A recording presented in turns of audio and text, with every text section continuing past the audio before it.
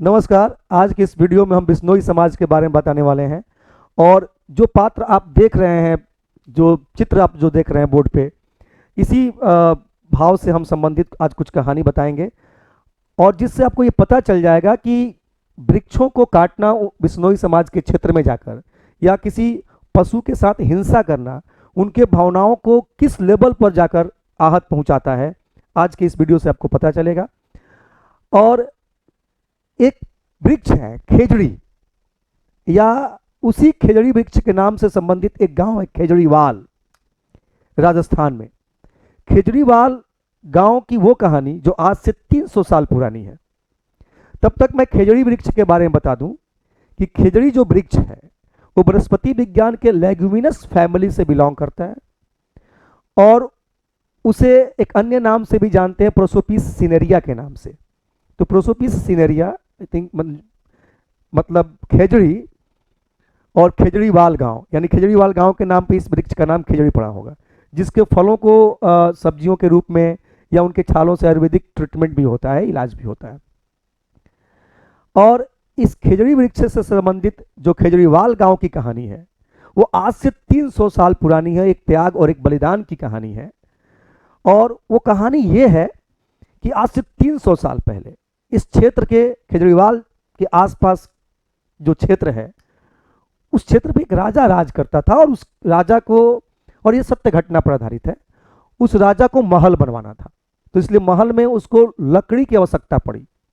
तो उसके कुछ लोग गए खेजड़ीवाल गांव में, और खेजड़ीवाल गांव में एक अमृता नाम की लड़की थी। वो बहुत बच्ची थी एक समय में, और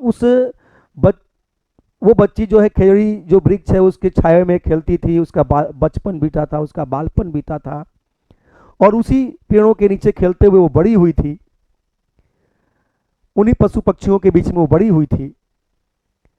तो कुछ लोग, अनजान लोग उस गांव में आए कुल्हाड़ी लेकर। अमृता उन लोगों को पहचान नहीं पाई, लेकिन पता चला कि वो राजा के आदमी हैं और कुल्हाड़ी लेकर आए हैं इस गांव के पेड़ को काटने के लिए, जिस पेड़ के नीचे उसका बालपन बीता था। तो उसने उसका प्रतिरोध किया कि नहीं, हम पेड़ नहीं कटने देंगे। लेकिन राजा के आदमियों का ये बहुत प्रबल भाव था कि हम काटेंगे ही काटेंगे, क्योंकि राजा के यहाँ महल बन रहा है, वहां लकड़ी को सकता है, उनका आदेश है।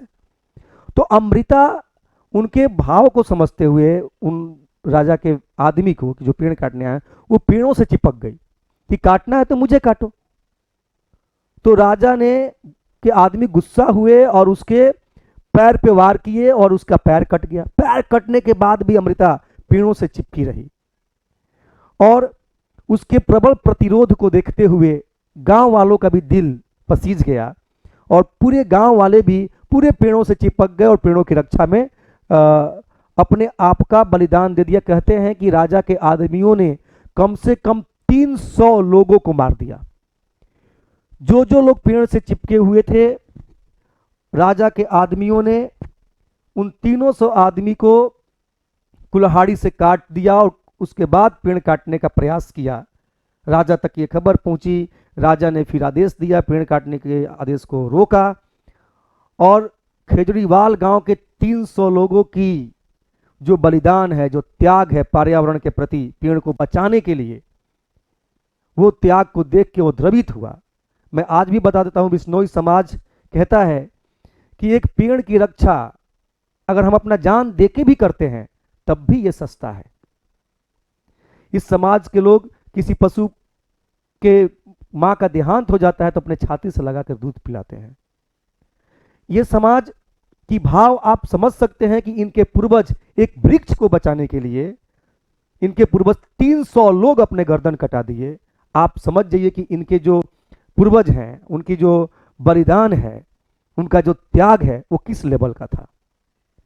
तो क्यों ना उसके क्षेत्र के एक, आप हम लोगों को लगता है कि एक हिरण को मार दिया, कोई मसला है, कोई बड़ी मसला नहीं। आप उनके भावनाओं में जाके देखिए, उनके इतिहास को पढ़िए, उसके बाद आपको पता चलेगा कि उनकी भावनाएं इतनी प्रबल क्यों है।